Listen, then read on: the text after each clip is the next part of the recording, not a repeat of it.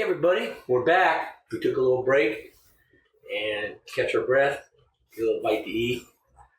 So we're on to number 36.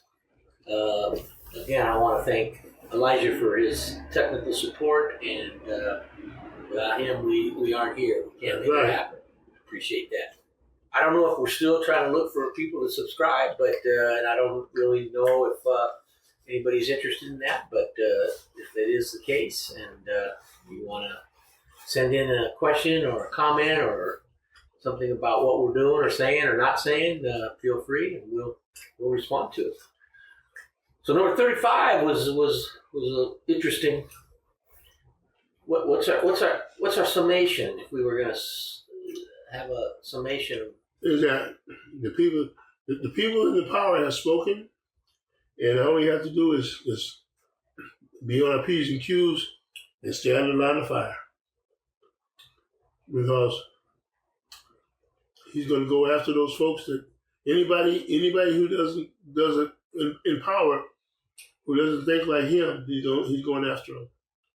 So there isn't. We talked a little bit off camera about dissent. So there's no room for dissent. There's no room for dissent. Okay, he's ready. He wants to bring in the National Guard. Right. Okay, because you're protesting against me. There's a lot of players involved in that. Would everybody be on board with that? I mean, would there be Fox News? Okay, CNN is almost like Fox News now. I don't even watch CNN no more. Why not? Because it's like Fox News. I mean, I know you mentioned that. Yeah. Yeah. I mean, they play like they're even-handed, but they're not. They go along. I mean, they get instead of putting his foot to the fire, they let him have his way. It's like a petulant child. Mm-hmm. You've seen spoiled children, haven't you? Oh, yeah. Okay, that's what he is. He's a petulant, spoiled child. But it doesn't seem to bother people. Like I said, all the things that you can point out don't seem to make a difference. So, think about white folks. They're spoiled and petulant. Okay? Am I right or wrong? Yeah. Okay? Yeah. I mean, yeah. And he fits right in there with it. I can't deny that of the people when I really sit and think about it. You know, I think that there's been too many years of white privilege that we don't know how to step down. White guys, what generation have you seen? And think about the last generation you've seen guys go work 9 to 5. Yeah, I mean. Okay, I mean. You're streaming. They're doing what? Yeah, I don't know about that. I mean, that's kind of out of my realm of experience or knowledge. Well, I know there's a changing workplace, changing work environment. Mm-hmm. There's always that work smarter, not harder. That used to be one of the mantras. So does that mean do less and take more? You can work. A lot of guys can get away from working from home. Is that what I'm saying? Mm-hmm. They don't have to go into the workplace. Work from home. Yeah. I do hear some people who work in, let's say, retail, mm-hmm. complaining that they can't find workers, they can't get people to come in, or people come in and say people don't want to go to work. They're hiring someone brand new and then saying, but I want Fridays and Saturdays off. Mm-hmm. I'm not, and I don't work Sundays. Yeah. And this is somebody just coming off the search for work mm-hmm. force. It's hard. I've always had a hard time with that. You feel privileged. People that there for a week and they want the corner office. I mean, you don't work your way up the ladder. There was no pride or no. I'm gonna make $20,000 a year. I'm gonna make $100,000 a year, but I only want to work 20 hours a week. But companies still hire these people is because they can't find anybody else, or that's the part I really don't know. Well, is there really a demand for workers, and the workers aren't there, or the workers are too demanding. Well, they train them, and then they get into the union, and they keep the jobs. So is that After an 30 indictment days. of unions? After 30 days, you're not union. Shit, man. You don't believe in unions? I believe in unions, but if the unions are done correctly. Yeah, they corrupt if they're corrupt. Yeah. I mean, if people did the right thing in the first place, they wouldn't need a union. But unions are scapegoats.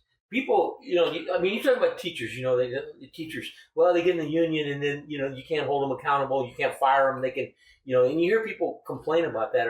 And honestly, most of the people I hear do that really don't have the knowledge. They just that's what they think. Well, do you don't remember the guy that used to be at juvenile hall that caught smoking weed up at Los Pinos? No, I don't remember. You remember? I mean, there's a whole bunch of guys that did things and they didn't get fired.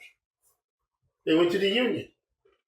Well, you're administrator up at Los Pinos. Mm-hmm. How many people went to the union on you? I don't know. If any, maybe, I don't know. Okay. I don't know. I mean, but you had people that really didn't do a whole lot of work, did you? Sometimes, Yeah. yeah. And But you as administrator try to guide, and and it's a fine rope to walk, Yeah. a fine line, but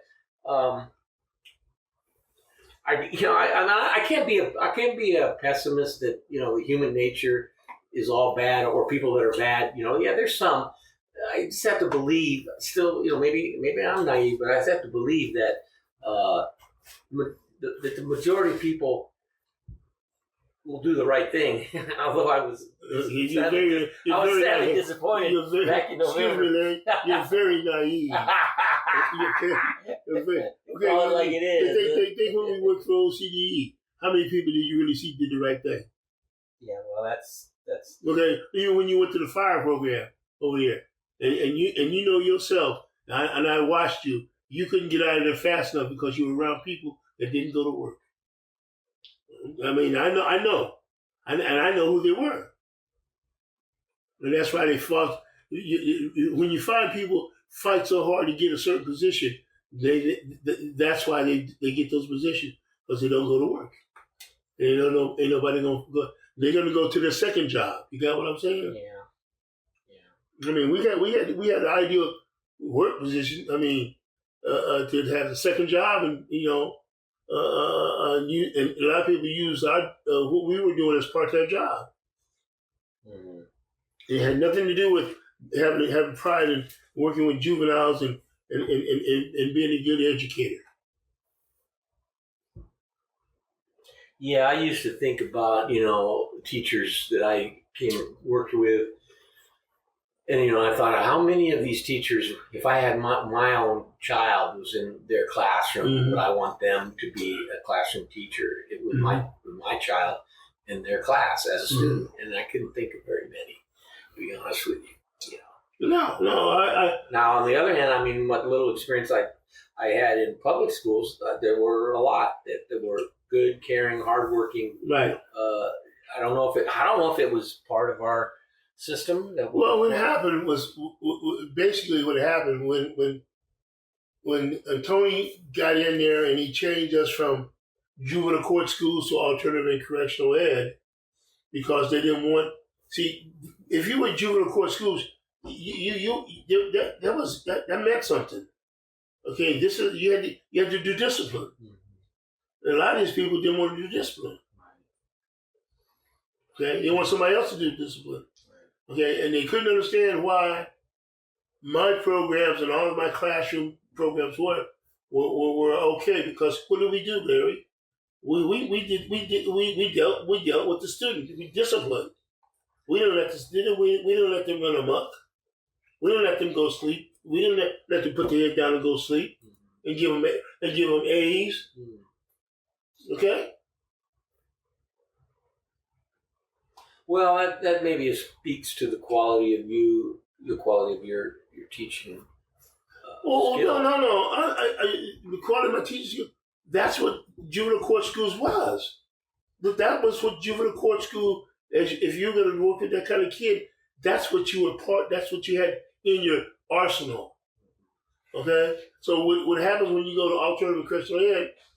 Then you try to model dealing with juvenile delinquents as if they were in regular school. Oh, Johnny, go see the principal. Well, go see the disciplinary guy. Okay, in juvenile court schools, you were all those things in one. Right.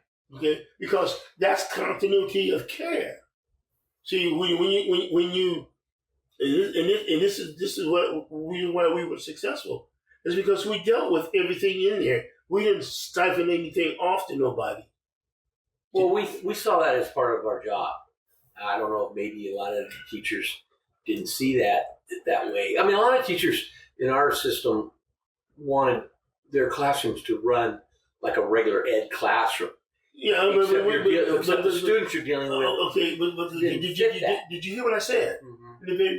I said when you went from juvenile court school, that meant something. Mm-hmm. Okay, but when you go from juvenile court school to alternative and correctional ed, then you try to run the program like it's regular ed with children that are juvenile delinquents. You can't do that. Well, there was a wave. Yeah, there was a wave of administration that came in that when we went through WASC accreditation and we went. Yeah, they attempted to try and teach or try to change our system to accommodate or to resemble that of a regular school district, except that the difference was our students were coming with a variety of learning. But to see you, that's why you went from. See, Orange County is the only one out of the whole state that has alternative and correctional ed. Mm-hmm. Everybody else is juvenile court schools, and alternative and correctional ed is all that stuff is all in with juvenile court schools. Okay, so it's more than just a title. Well, you take away the emphasis on how to go about teaching kids, and that kind of kid. You got what I'm saying? Mm-hmm. Okay. Because there's certain guidelines and things that you were doing that teaches that helps you teach that kind of kid. Okay, but when you go alternative and correctional ed, yes, you're setting up your classroom like it's Los Amigos. Right. Okay, Johnny, go to the office. Except you got a bunch of Johnnies. You got a bunch of Johnnies, and as you send them all to the office, what do you have in your classroom? It's you and the wall. There you go. So you have to be able to do what? You take care of Johnny in your classroom. And that was really what you should be getting paid to do, and you're getting paid well to do. That's right. But a lot of folks said, I don't want to do that. No, I don't want to do that. That's not what I want to do. I want to teach. Right. Okay, but that's what are the barriers to teaching? You're a barrier. Okay, we taught students well. We graduated students well, but you have to have a system. Okay, and what we did was we cut out the behavior problems because we were structured so they had something to do until the time they walked in until the time they left. Okay. Well, I always, we've probably said this 100 times on our podcast about kind of meeting the student where they were at. Yeah. And then helping them along to continue so that they But we had a structured program. They were a partner in their own education. Okay, but we had a structured program. We had class schedules. Okay. You have the English, math, history, and science. You can work on in any order you wanted to. Mm-hmm. You can work on it, but you're going to work on those things every day. Right. Okay. Right. You're going to give me at least 2 assignments out of each one of those categories every day. Mm-hmm. Okay. And people were afraid to put the foot down. So I don't know. Well, yeah, I was going to say that there are teachers that were afraid, and you can't be afraid in any classroom. You can't be afraid. No.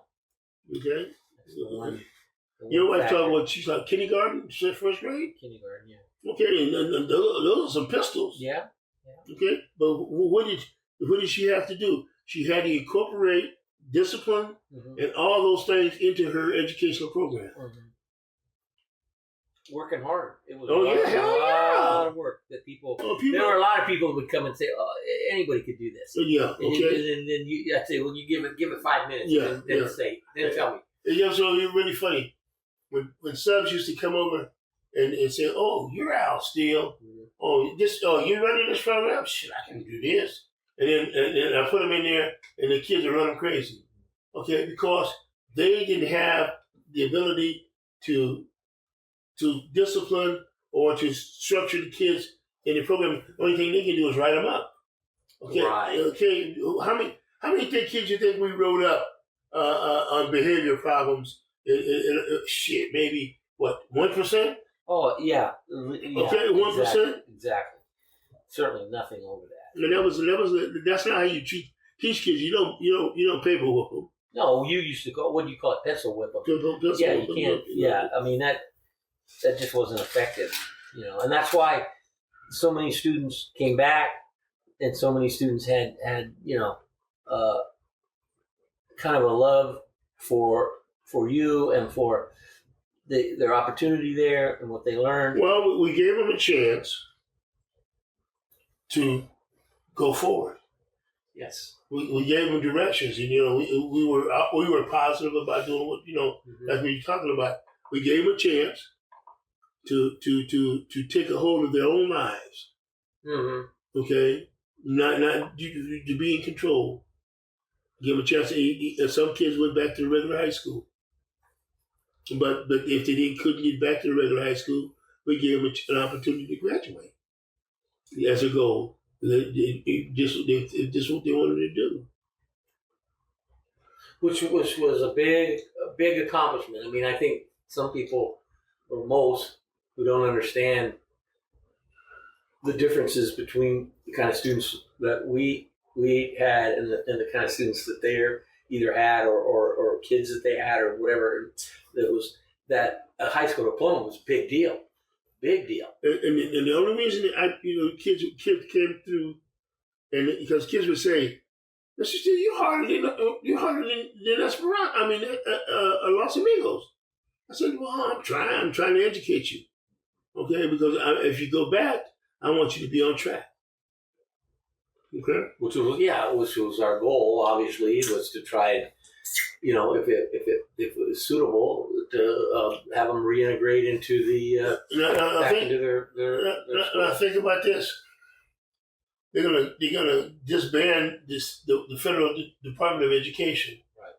Okay, because they don't want no mandates about this, that, and the other. They want to go back to the states. So each state will be teaching. Well, it'll be it's a step towards overall privatization of our education, and there's already a movement for that. Where there's a lot of like we have two local school districts in our area, and both of them are now in control. The school board is in control of fundamentalist Christian individuals who want to restrict books. They want the money from the federal government to pay for them to go privatize. Privatize it and teach one way to one predominant group, and the hell with everybody else. And and that's another thing that is fearful. But it goes back to MAGA. Make America great again. And I don't want my kids to learn about history. I want the kids to learn about. But see, we're talking about dissent. That's what MAGA was a group. It was a dissenting group, and they came out on top. Yeah. So it works. Yeah. If the person that your so-called leader gets elected, now if he didn't get elected, it would have been a big loss. But let me ask you a question. 4 years of Biden, how did you feel? Oh, I think Joe Biden was probably one of the most consequential presidents in my lifetime. That's right. I mean, inheriting our country after a pandemic, and bringing us back from the brink and carrying us through and continuing to. Well, the reason why so many people died in the pandemic is because Donald Trump said it ain't that bad. Right. Okay, and people are dying every day. Right. By tens of thousands. Right. He played it down. He didn't. I mean, because he didn't lead us through no. it. He let it lead us. No. He don't want to make a decision, and he did make a decision, and it was bad.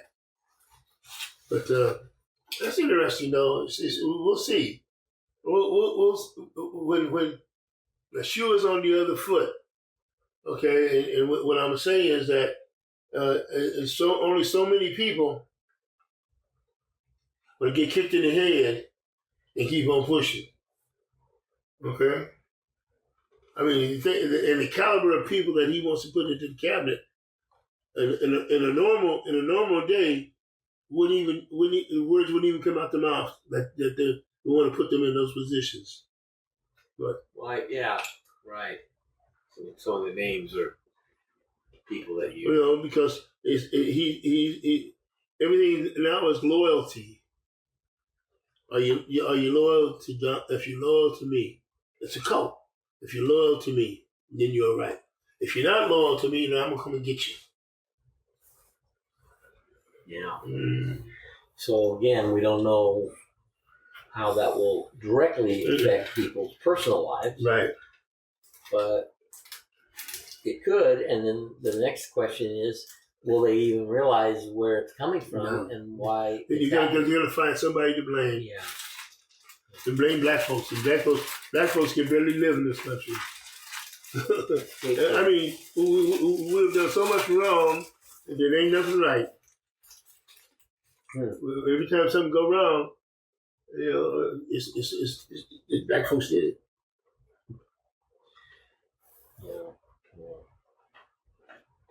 Well, we got only a couple minutes left here and stuff. Mm-hmm. So,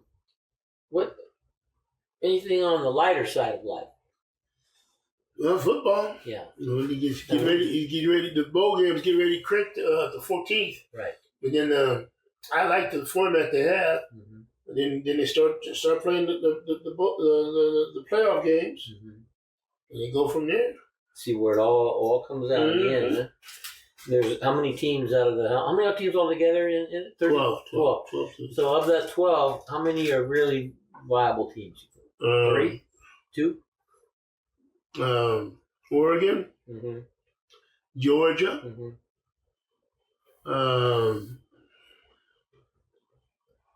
Texas. Yeah, those are my 3. Yeah,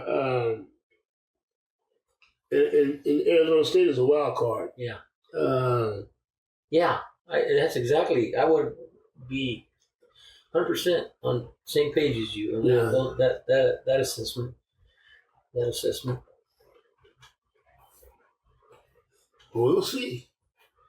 You gotta play it on the field. Yeah, right. Gotta play it on the field. Right.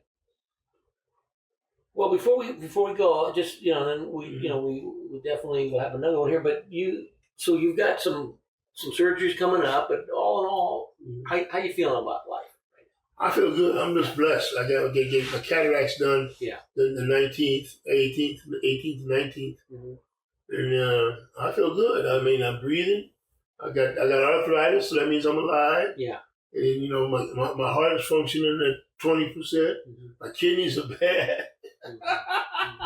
But I'm alive. Yeah, you got him. I'm okay. Yeah. I'm thankful that I can live alone and take care of myself. Right. And that's a blessing. That is a blessing. Okay. Yeah. At 80 years old, and I'm in no facility. Yeah. Couldn't be much better than that. And the best is yet to come. The best is yet to come, as they say. Yeah. All right. Well, I'll tell you what. We're a little early, but we'll sign out. And, okay. We'll see where we go from here. Okay then. All right, brother. Peace out. Peace out. Those of you that are out there listening, subscribe to our page so that you can get the notifications of when we're going to record again.